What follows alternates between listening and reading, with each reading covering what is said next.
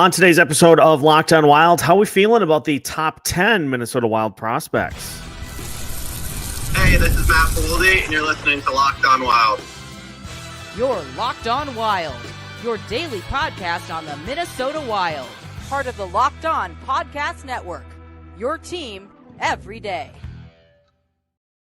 What's happening, everybody? Welcome into another episode of Locked On Wild, your daily Minnesota Wild podcast, part of the Locked On Podcast Network.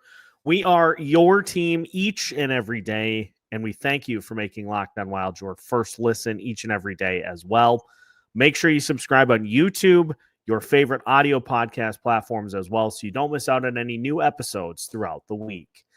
On today's episode of Locked On Wild, we'll take a look at the top 10 Minnesota Wild prospects currently in the system.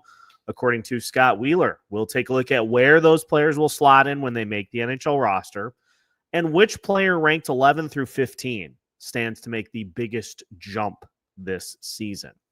My name is Seth Toupal, host of Locked On Wild, host of Seth on Sports, credentialed media member, and we're moving away from NHL discussion today because I'm trying to put in some equity that we will go back to throughout the course of the season as far as prospects go. And so we are taking a look at the top 10 Minnesota Wild prospects today.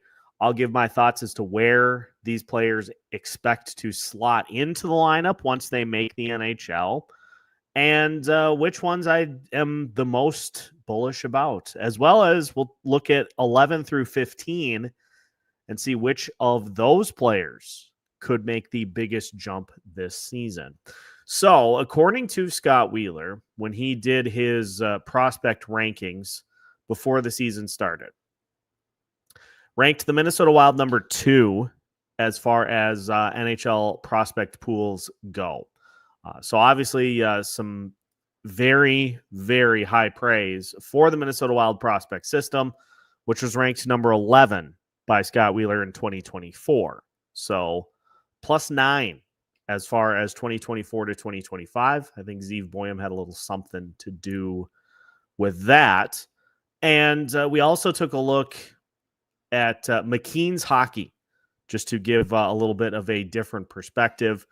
The Minnesota Wild ranked number 7 in McKeen's hockey as far as prospect systems go. Now, before I get to the rankings, Byron Bader, who is he's been featured on Sportsnet, TSN, The Athletic. He's the creator of Hockey Prospecting. He had this to say. He did his rankings on the Minnesota Wild prospect system, ranked them number 7. And this was done yesterday, literally done yesterday.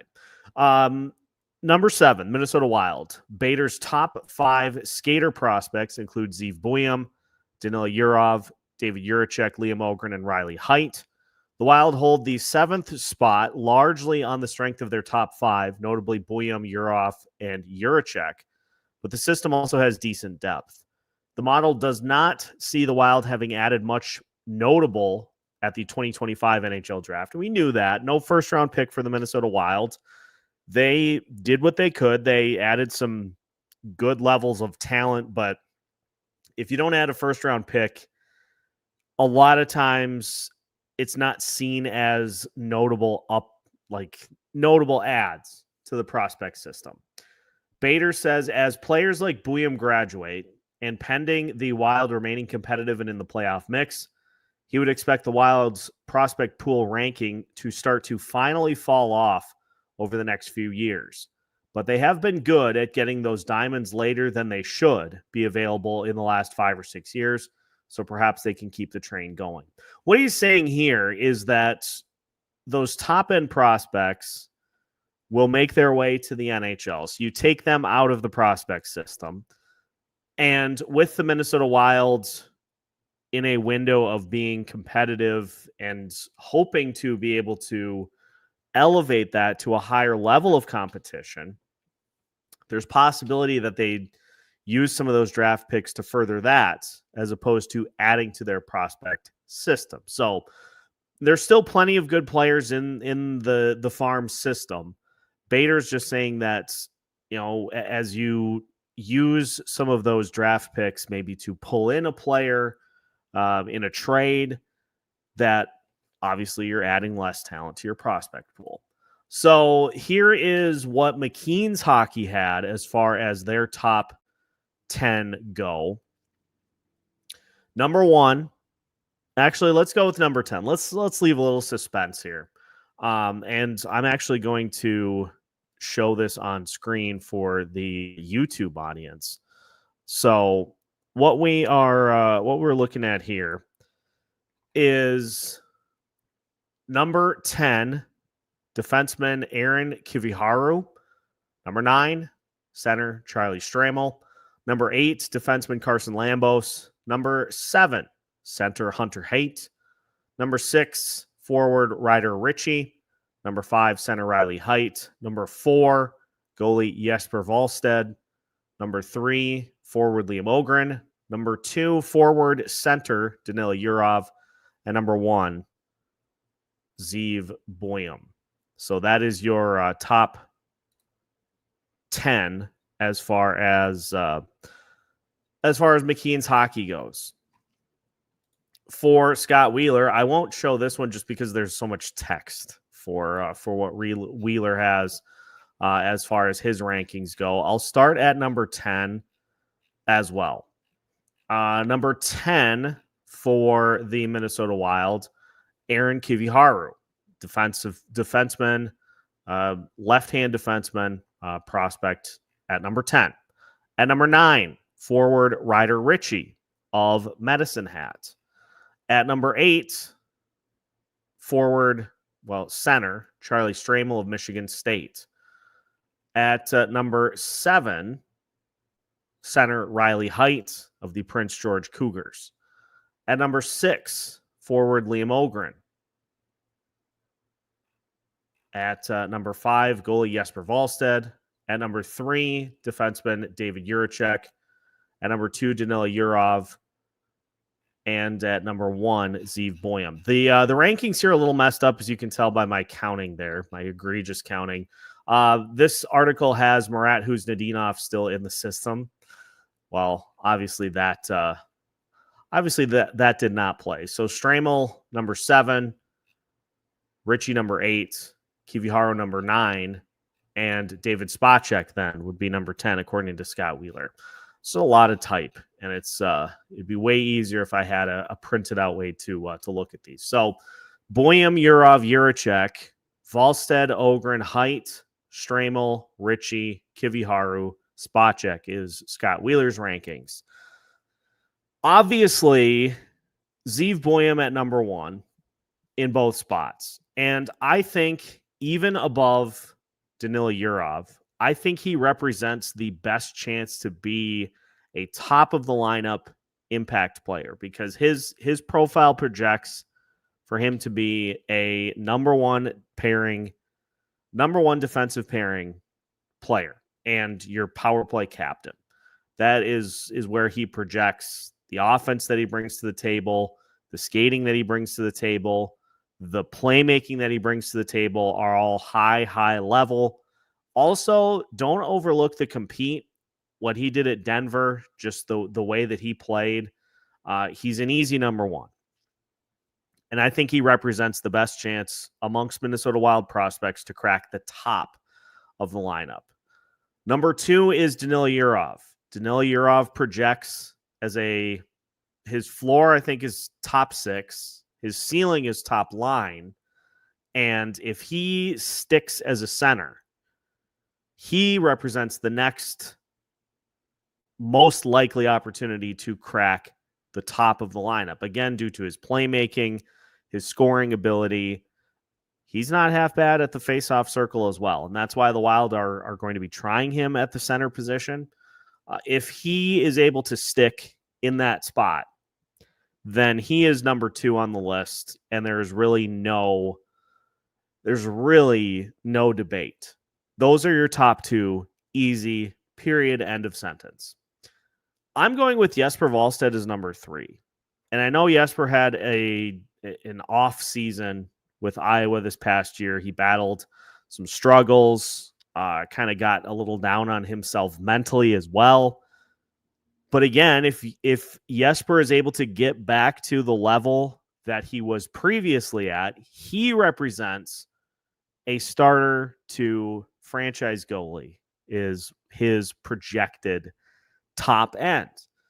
And outside of a top pairing defenseman and a number one center, that is the next area where you have the biggest impact on your franchise.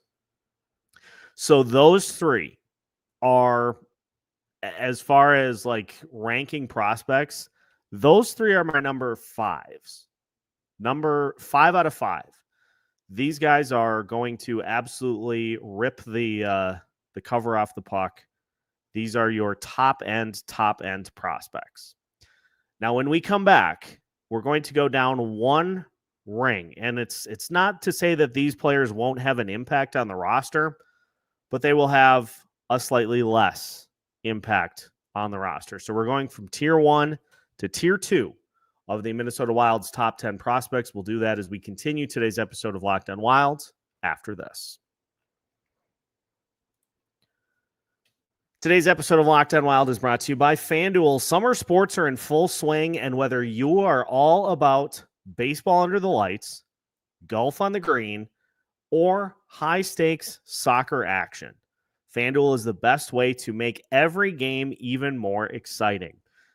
I know that sports betting is not legal here in Minnesota, but think about this. Was on the boat over 4th of July. And if I were in a state where it was, I could put an anytime home run bet on Byron Buxton or any other Minnesota Twins player. Let's say Ryan Jeffers. He's due for some home runs, right? I could put a bet down on an anytime home run the moment I cast for the first time and just track it while I'm out on the boat catching fish and just periodically checking in to make sure and see if my bet was successful. You can bet from anywhere, doing anything, and FanDuel will keep track of your wins and hopefully few and far in between losses. If you're new to FanDuel, new customers can bet just $5 and get $150 in bonus bets if your first bet wins. Open the FanDuel app today or visit FanDuel.com to get started. Welcome back to today's episode of Locked On Wild. Once again, we thank you for making Locked On Wild your first listen each and every day. If you have not already, make sure to like and subscribe on YouTube. And if you listen on any of the major audio platforms, we appreciate having you along for the ride as well. I know I'm a huge podcast listener when I'm in the car. So if you are listening on any of the audio platforms, we're glad to have you along. If you have not, and you are so inclined, feel free to leave us a 5-star or whatever star review you feel is appropriate. Leave us a review on Apple Podcasts and on Spotify as well. We love to hear feedback from listeners, and we hope you're enjoying the show as we continue to navigate the offseason. Locked On Wild season 2.0. It's going to be season 5 for me, which is crazy. That will begin on September 1st. So just keep that in the back of your mind. We are going to roll out the red carpet for a new season of coverage effective September 1st. So just keep that in mind. Continuing to look at the Minnesota Wild prospects. So we went with a top tier, number 1 tier, 5-star prospects. These are the highest impact, top of the lineup type players that are going to have just a major stamp on this Minnesota Wild team. Now, the next tier, we're going to go 4-star. And I am starting with, as the number 4 prospect in the Minnesota Wild system, I'm going Riley Haight, because I think Riley Haight's playmaking puts him a tier above the likes of Liam Ohgren and even David Jiricek as well. The reason that I don't put Haight in the 5-star category as of yet is because of his size. If he is able to address that, he's able to add on a little poundage, and it doesn't massively impact his play, he could have as big of an impact as a player like Danila Yurov. He profiles to be a top 6 type player. I would say his impact is, a bona fide number 2 player, second line player with the potential to be a first line player as he grows. So as of right now, I'm putting him at the number 4 spot, but a 4-star prospect on this list. The playmaking is unbelievable. Stick handling is unbelievable. He's got a great knack for scoring. He's going to be a fun addition to the Minnesota Wild's lineup once he is ready to take a spot. Next, I'm going to go with David Jiricek at 5. And the reason I put David Jiricek as 5 is not necessarily anything that has to do with him, but just the fact that where he's at on this team. You got Brock Faber and Zeev Buium. They're going to be your top defensive pairing. So if Jiricek can become a second pairing type defenseman, more offensively inclined with the ability to use his body weight to move people off of spots, Jiricek played. And the reason that he wasn't on the McKeen's hockey list was because he played NHL games, and I think they just automatically remove you if you've played a specific amount of games at the NHL level. But if Jiricek can just continue to steadily improve on defense to add into his offensive game, he already looks comfortable at the NHL level. He's going to be a nice addition to this Minnesota Wild lineup as soon as this upcoming season, when he plays meaningful minutes at the NHL level. So I have Jiricek at number 5 on my list. I have Liam Ohgren number 6. And again, this is not a super knock on Liam Ohgren. I think he more profiles as a second or third line type player. I think middle 6 is probably where he slots in. He doesn't have the dynamic type playmaking that Riley Haight, Danila Yurov bring to the table, but he has a big frame. He has a knack for shooting the puck and being able to capitalize on that, which is important as well. It's important to have in your lineup. So I'm putting Liam Ohgren as a 4-star prospect, a tier 2 prospect on this list, because the Wild could certainly use his size, but he's not going to be like a bring the puck into the zone on his own and generate his own chances type player. He'll be somebody that if you pair him with a good playmaker on his line, can set him up for opportunities where he uses his shot to generate goals that way. Similar to what Matt Boldy does, not necessarily like a true like spot up shooter, so to speak, but he's going to be somebody where, hey, I'm gonna go to this particular spot. If you can feed me the puck, I'll make you pay. The 7th player on the list, I am going to go with Charlie Stramel here, and I'm actually going to put Stramel in the 3rd tier for right now. Hear me out on this. I'm putting Stramel in the 3rd tier because I want to see another year of kind of growing into his frame. He did a great job of that this season. He obviously had a fantastic year at Michigan State. He still projects to be more like a third-line center, at least in everything that I'm seeing.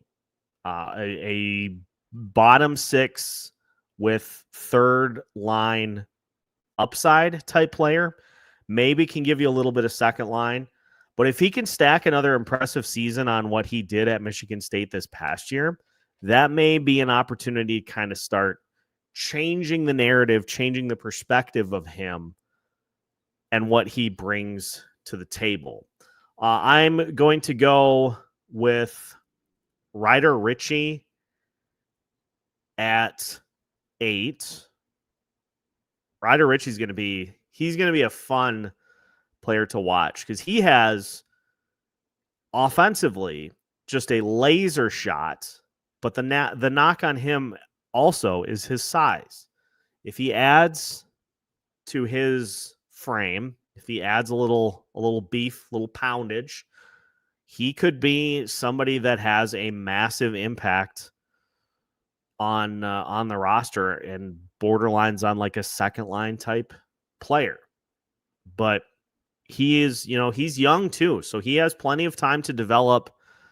You don't have to worry necessarily about him kind of missing his chance. He's 18 years old. He still has plenty of time to kind of grow into where he's at. And number 10 on the list, and we're going to talk about him in a little bit. I am going to put Carson Lambos on my number 10 spot. Lambos has been with the Iowa Wild the last couple of seasons, an Iowa team that has kind of just slogged their way through the mud. I'm looking squarely at one spot that I think Carson Lambos could really help the Minnesota Wild, and that's being the defense-oriented counterpart to David Jiricek in the lineup. I think if Carson Lambos could develop into that defensive defenseman that you pair with David Jiricek so that he can, and this is not, I'm not saying even like this next season or the year after that, down the road, 3-4 years from now, if he could profile into a pairing partner with David Jiricek and handle those defensive responsibilities and let Jiricek just hit people and score, I think that has the makings of being really, really good. Now, for those that will say, well, Lambos needs his chance, I will agree. And it looks as though he is going to get that here this season. He'll be the primary injury fill-in for the Minnesota Wild for this upcoming season. So that's my top 10. Drop yours in the comments of this episode if yours differs from what we did here. And if you agree or disagree on the tiers that I put in, 5-star prospects, 4-star prospects, those guys and where they project in the lineup, let me know in the comments if you agree, if you think I'm completely out of my mind. To finish the show today, we're going to take a look at a couple of players that could have a big leap. Who is there pressure on to have a big leap this season? We'll talk about all of those Minnesota Wild prospects as we continue today's episode of Locked on Wild after this.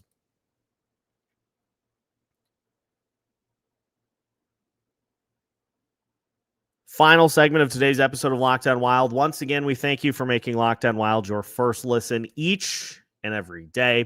Finishing off this week by just taking a look at kind of where things stand with the Minnesota Wild right now. We're going to have Kevin Gorg on Friday for Friday's show, and we'll talk about, where the team is at, what still needs to be decided.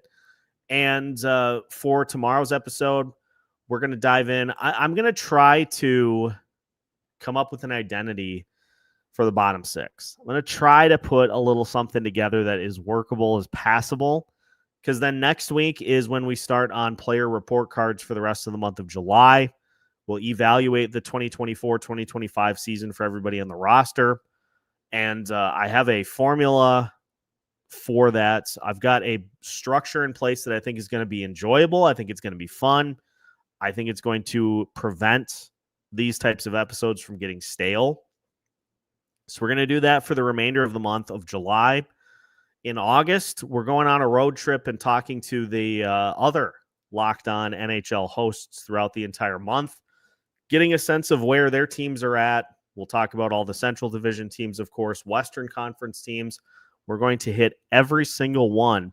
And then when September rolls around, we are fully on to the 2025-2026 season. We'll go boot camp like we did last year, get you ready. Every single thing that you need to know heading into the 2025-2026 season. We'll cover it all throughout the month of September. And then in October, we're right back to it with yet another season of coverage here at Locked on Wild. Okay, prospects to finish.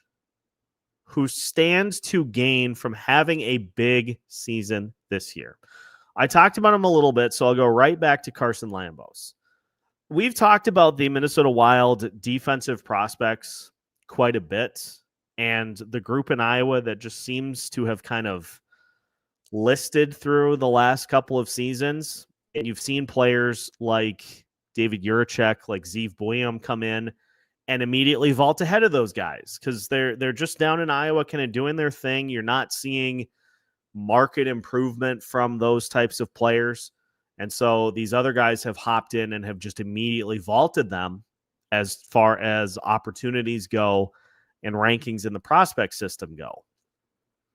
I think that changes this year for Carson Lambos. I think Lambos now being able to work with the coach that actually knows what he's doing both defensively and developmentally, I think we see Carson Lambos take a big leap and a big step forward. I think he gets more regular opportunities being, that guy that gets the call-ups for injury. I think we see him play in a handful to a bunch of games this year, and I think he looks the part. I think he shows signs that he is understanding what it takes at the NHL level, and I think we're going to see a nice season from Carson Lambos here for this upcoming season.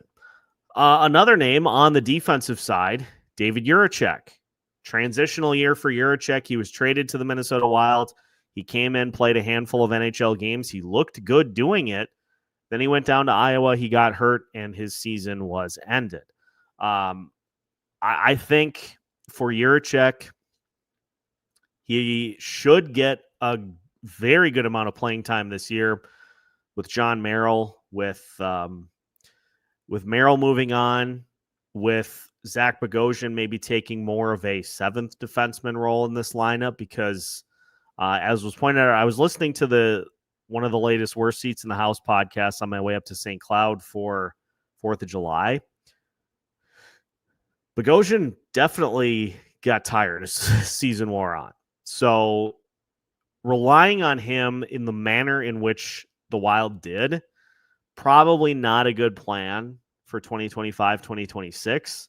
So I would expect to see Jiricek and Zeev Buium get starting opportunities. And if somebody needs a breather, Zach Bogosian is capable of filling in on a part-time basis. But his days of being a full-time starting defenseman are probably behind him. And I think Jiricek takes this opportunity and runs with it because that was what he was looking for when he left Columbus, was an opportunity to get into the lineup and not be given the runaround like he did with the Blue Jackets. And I think he gets that opportunity here, and I think he makes the most of it. Another one on the list that we'll talk about here is Jesper Wallstedt. Wipe the slate clean, my guy. Forget about what happened last year, and just turn the page. Just move on to 2025, 2026. Put your best foot forward. He's going to be right in the mix for plenty of opportunities to get starts at the NHL level. Cal Peterson is an NHL vet, but there's a reason that Cal Peterson did not play in an NHL game this past season. He is the very distant third goalie in this mix.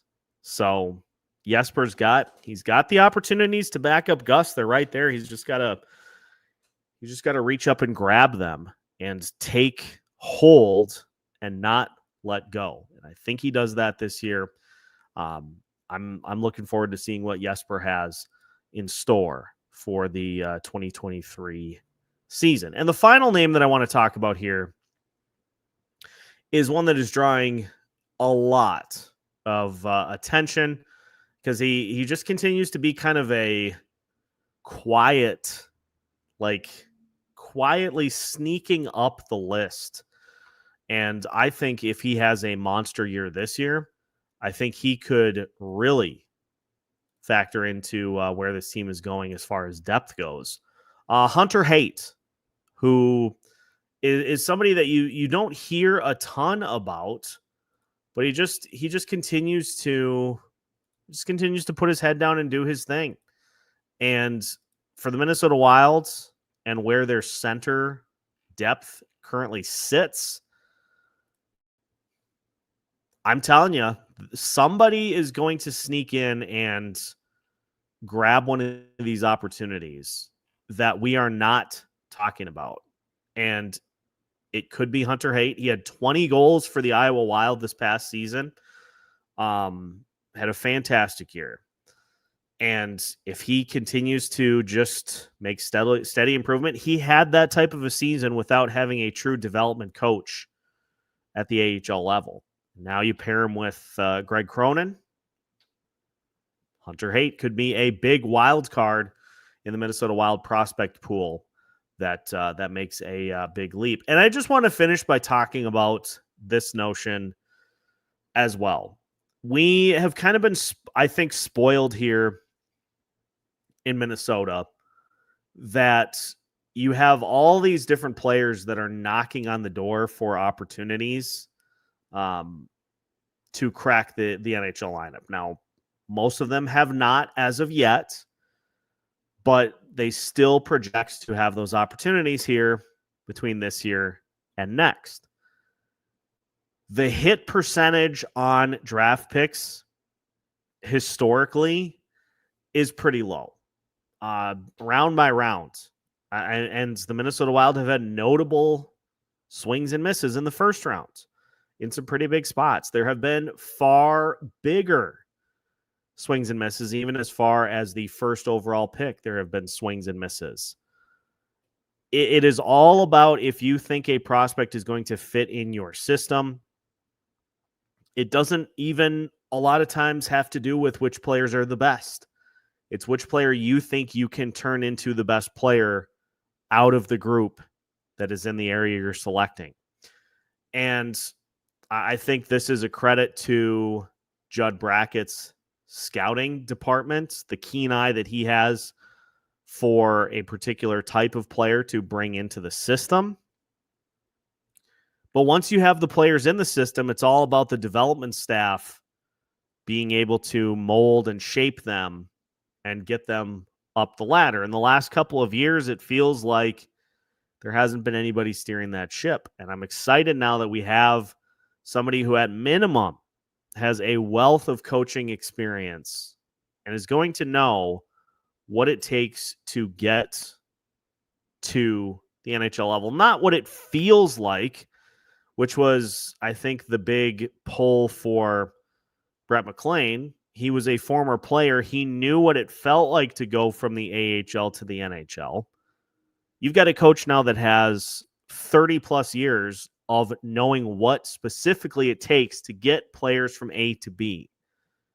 So best thing that can happen for the Minnesota Wild this year is that a ton of these prospects turn out, put themselves on the doorstep to where then Bill Guerin between this year and next year says, we got 7 or 8 guys that are knocking on the door ready for spots. What are we going to do? And some of them will make the team. Some of them, unfortunately, will get traded. That's just the way that it works in the NHL. But if you have players that are either ready to compete or you are able to use them to get something on your roster, that's when the wheels start moving, the gears start turning, and that's when things start to pick up very quickly. Again, let us know in the comments section if you agree with my top 10 rankings of Minnesota Wild prospects. Again, just to run down the list: Zeev, Buium, Danila, Yurov, Jesper Wallstedt, Riley Haight, David Juracek, Liam Ohgren, Charlie Stramel, Ryder Ritchie, and Carson Lambos. My top 10. If you agree, let me know in the comments. If you disagree, let me know your top 10. All about getting that interaction going here in the Locked On Wild comment section.